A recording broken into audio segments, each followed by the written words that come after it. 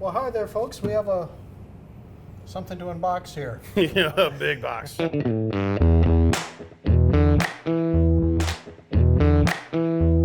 there, folks. John and Kevin back in the studio again with a tool unboxing. And today we have something a little bit bigger. Yep. We managed to get it this far. Got it through the door. And now we want to open it up. So this is a Powermatic parallelogram 8-inch joiner with spiral cutter head with their new ArmorGlide coating. Yep, on the tables. On the tables, we don't know about the fence. Yep. So, we're pretty sure it's in the box. Yeah, pretty sure. 2, it might be put together. We think it's put together. We're really hoping it's put together. So sit back and enjoy. We're going to open this sucker up and see what we're dealing with. Yeah.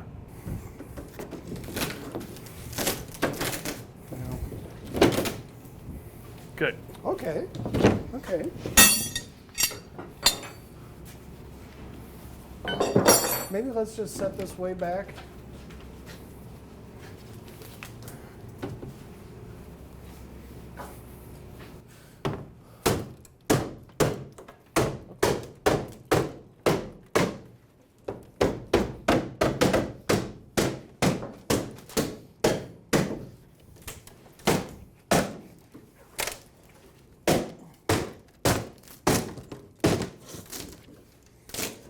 Guess I could have taken the screws out. Oh, at the bottom? Yeah.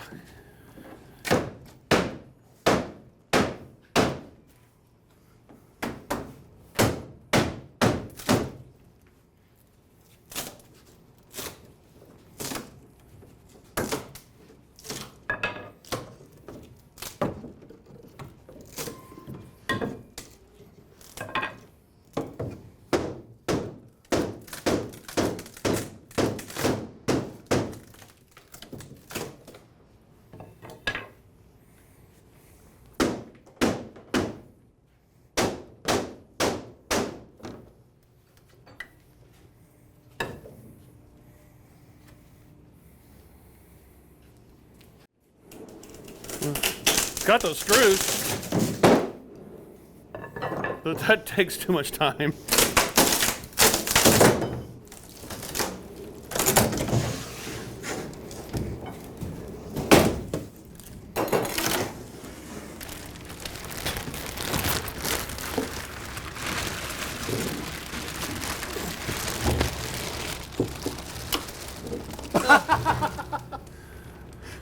What's that out of?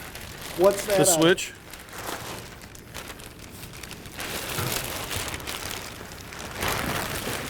We'll find out. We'll find out. Does it have the hardware to attach the tower switch? We can do that, and then I think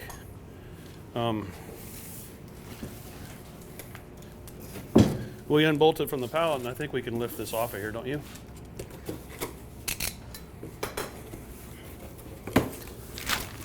So 9/16" lag screws.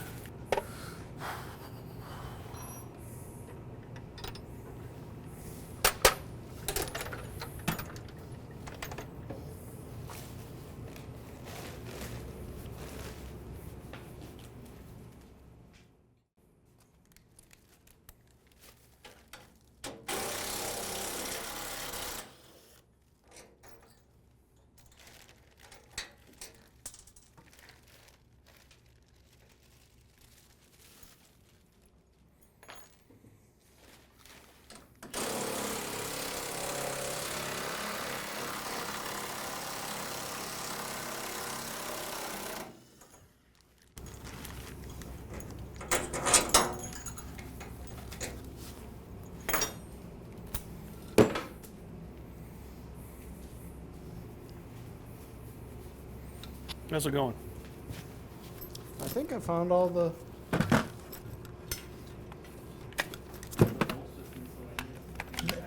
They were literally loose in the crate.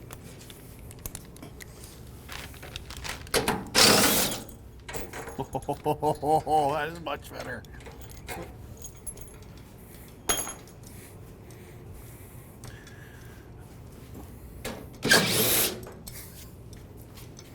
Did you see that? Oh, is that your new? A new door.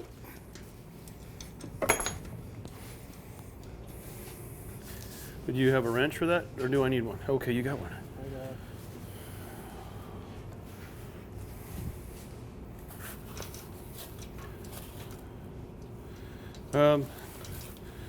They didn't set up the tables.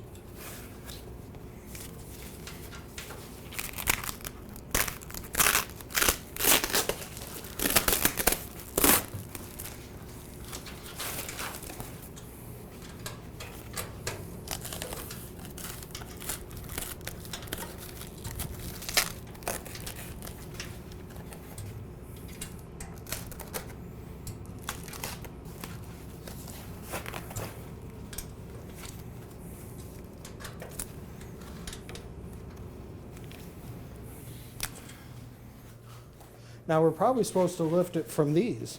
Yeah. So we need a couple 2x6s. Yeah, but what do you do in the front?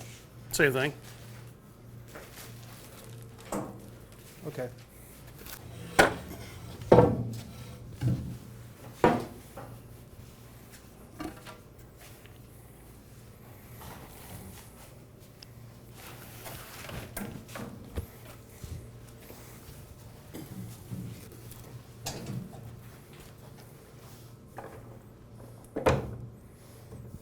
Oh, yeah.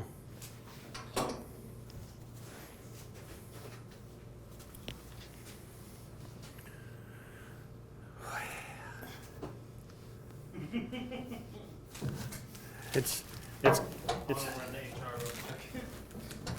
I don't know what you're trying to do down there, but you got as far as you can go. Yeah. Okay. No. I don't think so. I don't think I can. Do we? We'll need another person outside of you. Well, it only weighs 700 pounds. Yeah. Yeah.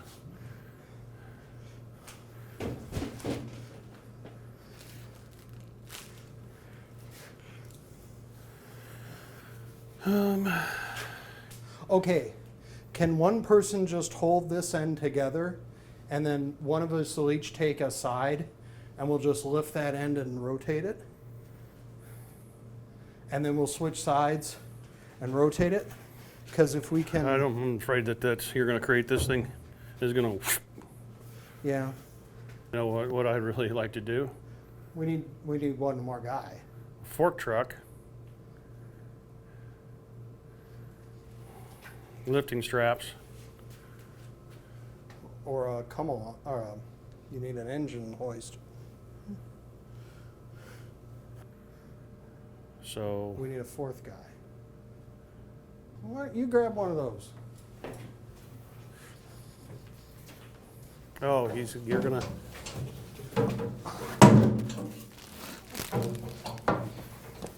You can't go in. You got to just. Ready? No, oh, let's not do this. Go downstairs with it, and then. Oh, I mean, I can. we can do this all day long. I just don't know that I can get that up high enough and move it. You know what I'm saying? Well, we're able to do that. These are worthless.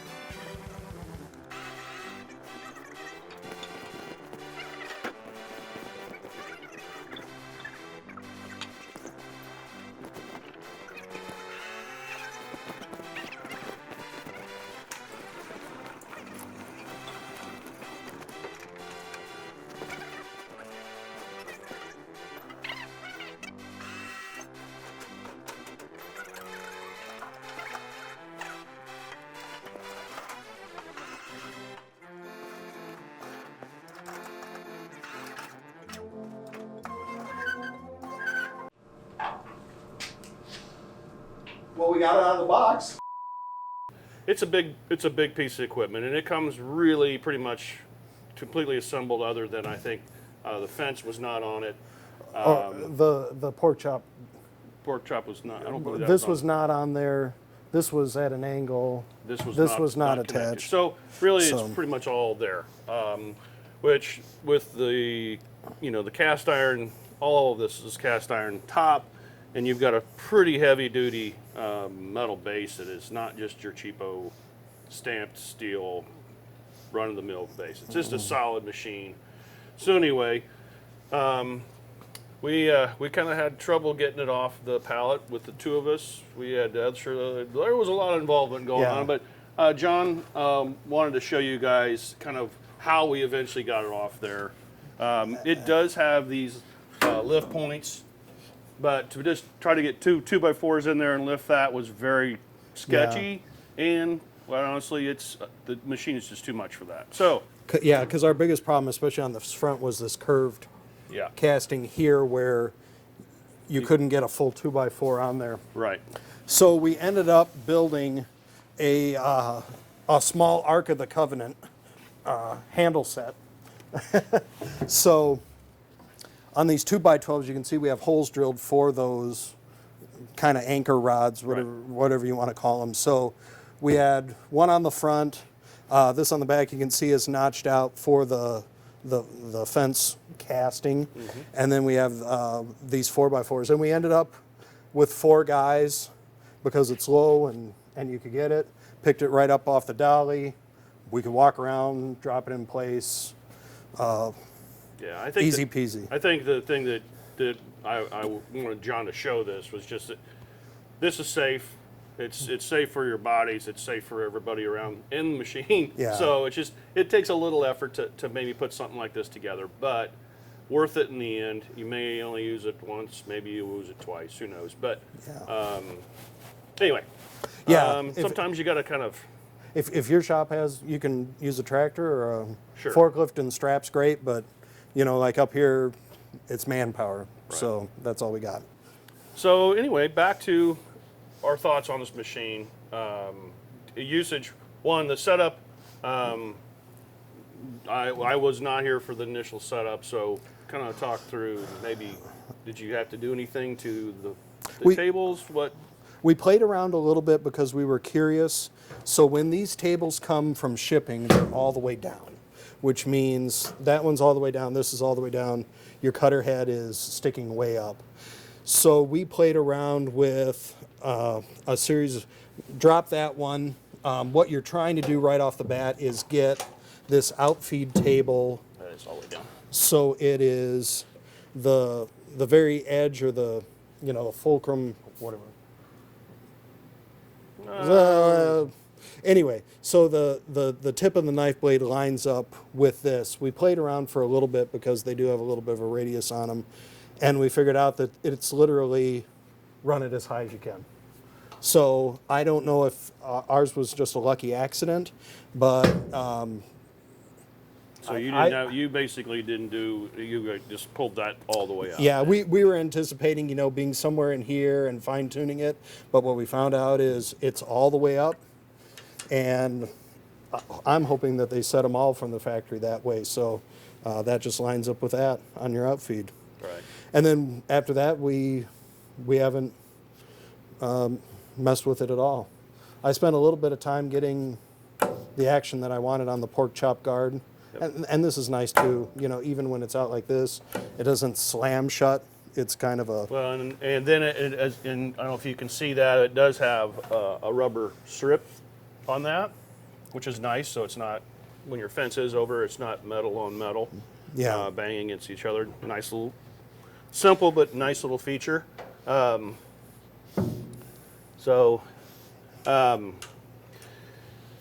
head. I mean, if you don't have any experience with spiral cutter heads, they are real nice. They're real nice. I mean, you're going to get left with a really nice cut. I think the biggest knock on these, what we've had, we have the claim is that it's a little bit harder to push across. When you're trying to face joint a board, there is a little more resistance. than a freshly sharpened straight knife. Right. But a dull straight knife is not Right. not the same. Right. But I would So- I would take a spiral cutter head over a straight knife machine in any day of the week. It's just that shear cut is just so much better, and in the cut is quieter. I mean, it's so much quieter. Even the planer, the joiner, all of those machines that have those spiral cutter heads, it's going to be quieter, and I think a higher quality cut. And we've used where this is a carbide. We've used this hard. I'm not picking up hardly like any nicks in the knives. They're not as sharp as they were, but we have run a lot of stuff. We have and a lot of stupid stuff. Yeah, we've run hundreds, if not more than 1,000 board foot across this at this point. Yeah, we did catch one of the guys in the shop trying to do some treated lumber, which Didn't affect the surface at all. didn't affect the surface at all. We're waiting to see how it affected the cutter head, but so far so good. We don't recommend that anyway. But no, it's been a really nice. The surface, it is nice. It is kind of like we do use the slick coats and those sort of things on our saws when we remember it. Or at minimum, wax it. Yep. You know. Yep. But this is a nice smooth surface. The wear on it's done really well. We did notice on the very, very edges, at the very ends, that there has been a little wear on that. But honestly, I don't know how you'd avoid that. It's a sharp edge, and I to don't- get that coating. Right. But the surface has held up really, really well. The fence has held up really, really well. And obviously, it feels like it's got, fresh silicone spray on it. So this is not new, but I do like this feature, having that up here close at hand, so you're not trying to reach down underneath the machine, trying to shut it off, fumble around for it. A lot of the controls back here, this is nothing new. I mean, this is just kind of the way it's been for a long time. But it works. It works great, and it's accurate. So and there is a little plastic insert right here, so the fence itself isn't actually sitting on the table. It's that little insert. So when you're sliding this across, this isn't scratching this up at all. Right. Which I do think that is a feature of most joiners now. Yeah, you'll see it. I think it's newer. I know that I have a 6-inch joiner that does not have that at home, but it's a very old blue jet. So very happy with the machine. Everybody that's been using it has been tickled. Highly recommend.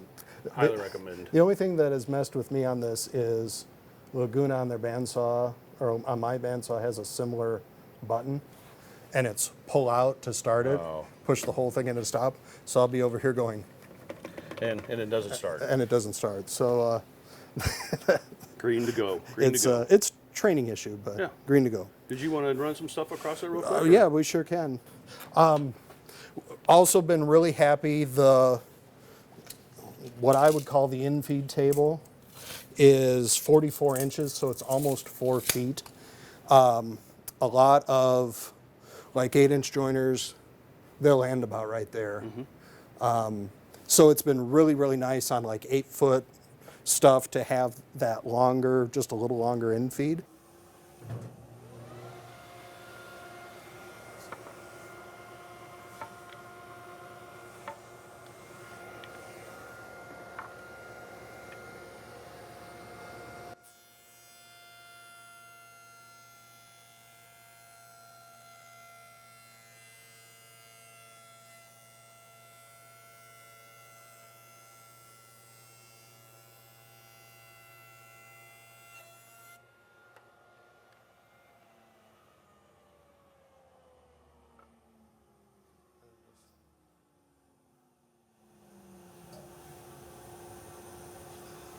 You might have to adjust your outfeed table. What? I should double. No, it should be. Let's double check it. I'm trying not to in front of the camera, so I'm. I caught That was you. That's all me. That's all me.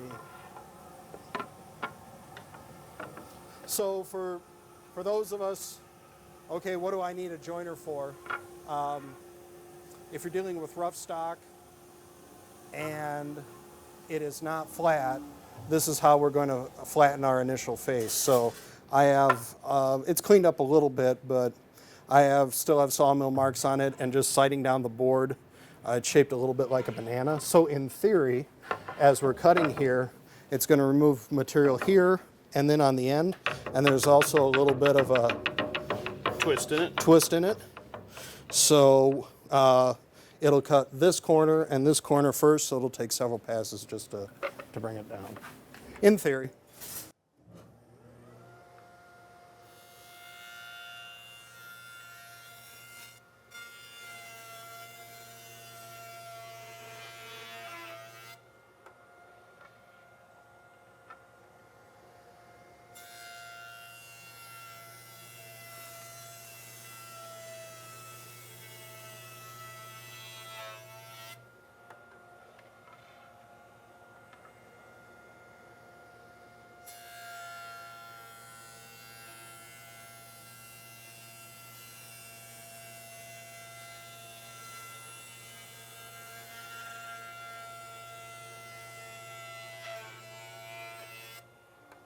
So that's our initial, get this face flat, and now we can make a parallel face using the planer, and then of course we can do edges as well. But white oak with figure, you could hear it's not happy at all, but Well, it goes it's a right hard through cut. and just leaves, you know, that's the great thing about the segmented cutter head, is it just goes right through figured stock, and you don't have that tear out, you don't have, you know, as much cleanup to do, so it's really nice. So if you're looking to buy one of these, we do have a way of moving it for you. Just get a hold of John. He'll help you.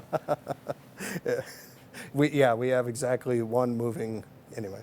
Yeah. So anyway, big thumbs up on this one. But yeah, definitely. Very impressed. Just, yeah, all the joiner you'd ever want. Yep. So don't forget to like and subscribe. If you've got suggestions on videos on other equipment you'd like to see, preferably newer stuff, it's kind of what we're trying to do. And just leave it in the comments, and then we'll see you on next time.